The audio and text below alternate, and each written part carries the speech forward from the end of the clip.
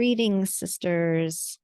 I thought I would come and speak a little bit about the astrology of the moment. Today is September 19th, and I have been talking so much about the Venus cycle that I thought it would be nice to talk about something else. And since we are so close to the upcoming equinox and the High Holy Day of Mabon, I thought it might be nice to drop in with that. So this year, the equinox takes place on the 23rd at 2:50 a.m. So it's on a Saturday. And the equinox is a day of equal light and equal day. And these are really specific and important chart points of the zodiac that fall on across the cardinal cross, which is the 0 degrees of Capricorn, 0 degrees of Aries, 0 degrees of Cancer, and 0 degrees of Libra. This cardinal cross kind of like pins us into the sky. It kind of gives us these really important dates of the sun in relationship to the earth. They are reference points, for lack of a better word, and they create a literal cross, and we can see them even as the world tree. And so this cross, the top of it being at the birth of the sun at 0 degrees Capricorn, and then the two horizontal arches are at 0 degrees Aries and Libra. Those are the equinox points. And the solstice, the summer solstice, is at 0 Cancer.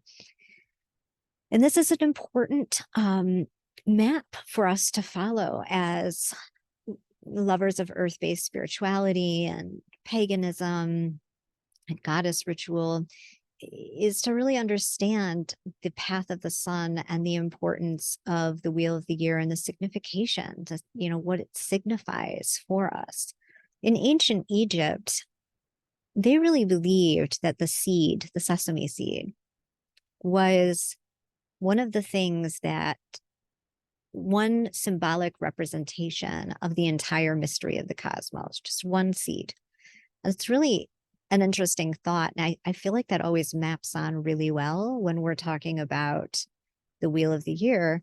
The wheel of the year in and of itself is also, just like the zodiac is also, a map of creation, a map of consciousness and understanding, and it's a holistic map.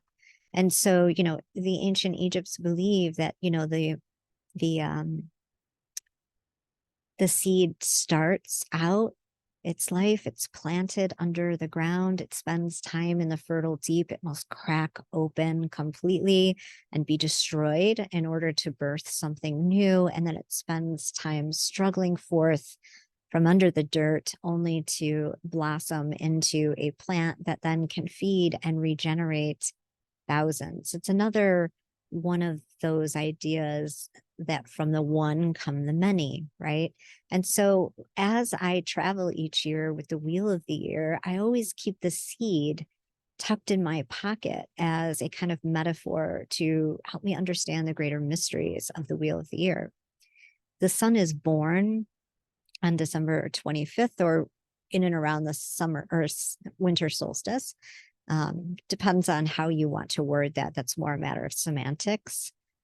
The sun is born at 0 degrees Capricorn.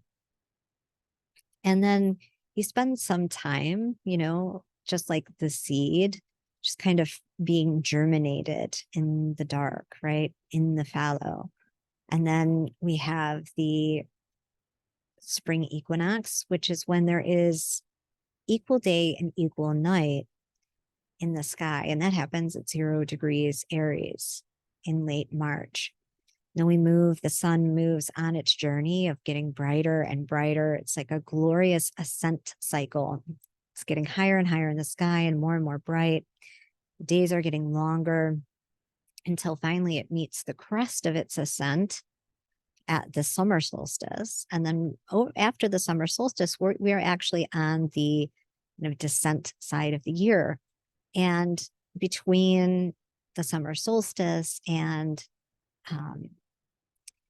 Mabon, or the equinox point, we are doing the harvest. So all of that we planted in the beginning of the year is being harvested, and we are giving thanks. We are weighing, we are, looking at how fat our pigs and our livestock got, how many bushels of wheat we have acquired. And I love thinking of the scales of Libra in this way, and the really beautiful, because the equinox happens at the moment that the sun moves from Virgo into Libra.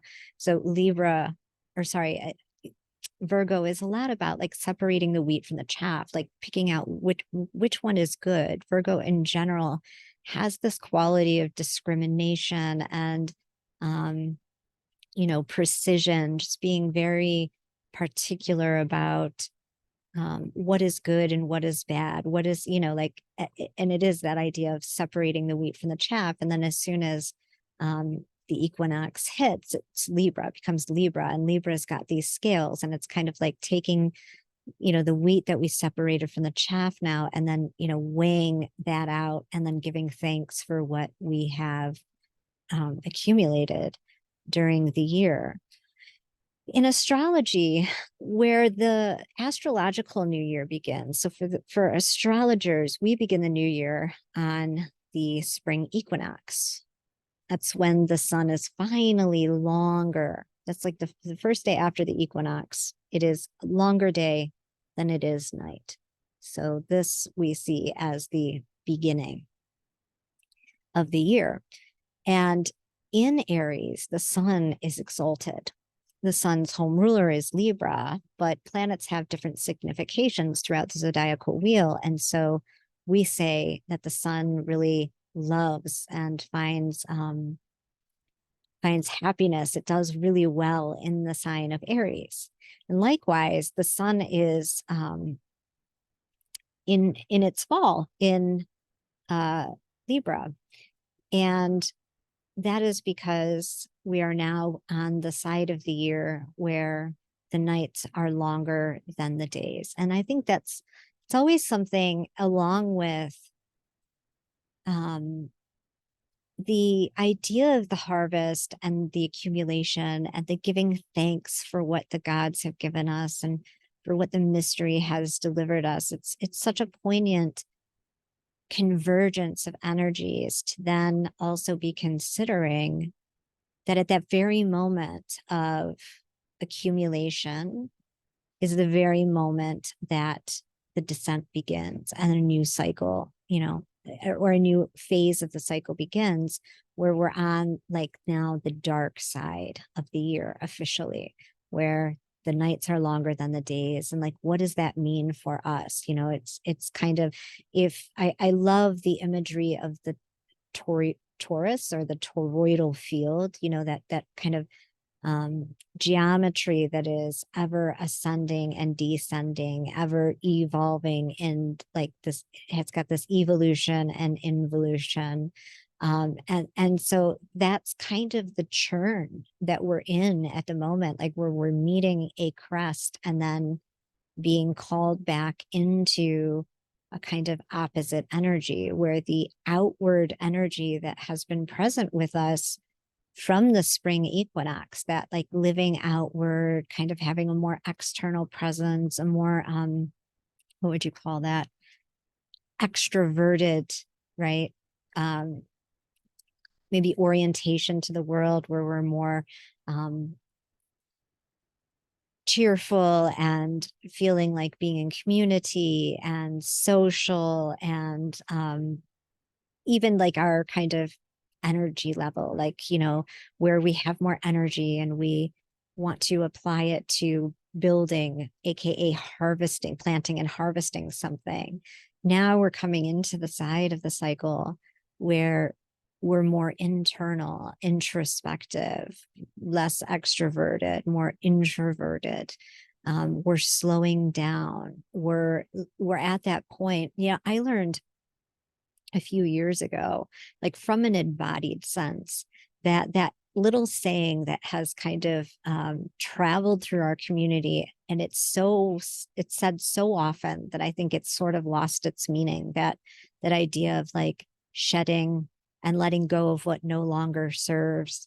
Um, and I'd be like, oh, okay, every month, let me do my little like moon ritual here, and what no longer serves. Okay, I'm gonna stop worrying, or I'm gonna, give up having anxiety for tomorrow, or I'm going to give up scarcity, just name something that had sort of been plaguing me lightweight, and kind of put some focus on, transforming that pattern within myself, which is good work. I see that as kind of maintenance work. But, I learned a few years ago that there really is this huge metaphysical principle that is is really the foundation of what these mysteries offer to us, in that it is only in really like clearing out space, allowing what is naturally ready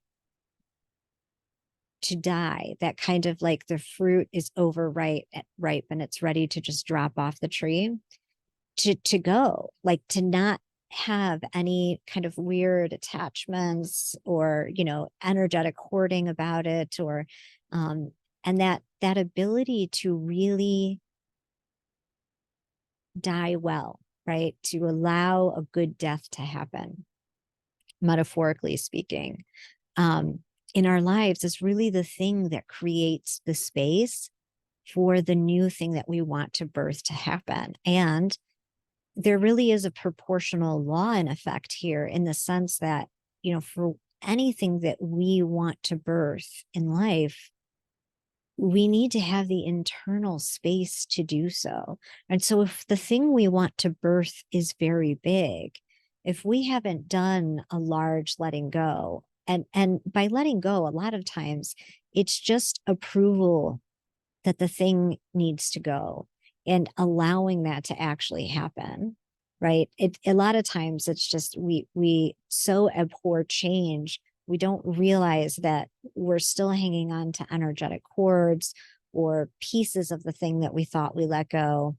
um so it's not mental pattern work I'm talking about really allowing things to die, and giving the universe a signal that that thing is now um, out of your field. You're no longer energetically holding it within your space. So, having a ritual of letting go these are good things to be thinking about as we move to the other side of the equinox. What is becoming fallow? What are we letting go as we move into the winter months?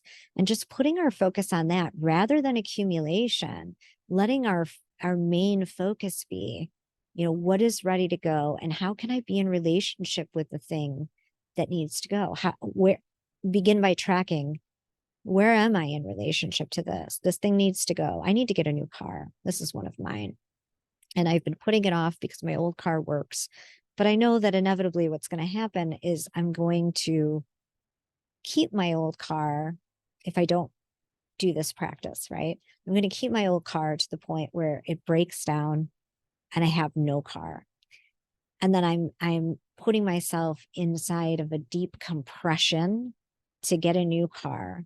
It's almost like purposely creating a situation where there's crisis, where my nervous system is going to get amped up around it, where it's not going to be a smooth falling off the tree, So it's like looking at these things and then asking myself, where am I in relationship to this idea of getting a new car? And I can feel that I'm in resistance to that. Like I'm in resistance to doing it at all. I'm injured right now. I've got a lot of other stuff going on. My washer and dryer broke. I don't know what's happening, right? There's all this calling for clearing and space, right? And so just finding out where we are in relationship to the things that we know we need to let go is a really beautiful place to begin.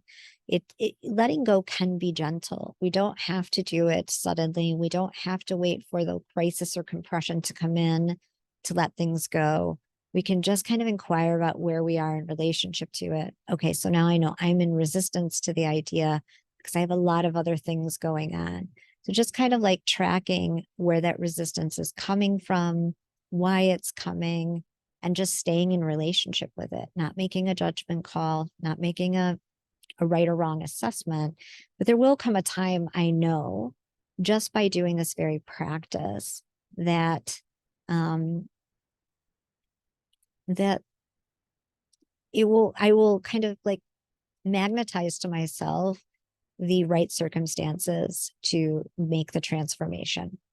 It's generally how it happens. Can't say it happens like that every time because we're humans and life, but that's often how it happens. And so I think it's a really beautiful time to put our attention on these energies, to remember the the qualities that we're going to be traveling with after we cross this threshold are very different than, and even the inertia, like there's a lot of inertia in the mm, longer day parts of the year, um, than there is in the more fallow side of the year. So, you know, just allowing the energies to serve us, and knowing like, well, if I try to start something now without having done the big cleanup on the more fallow side of the year, it doesn't mean you can't do it, but it just may take more inertia to do it. It might take more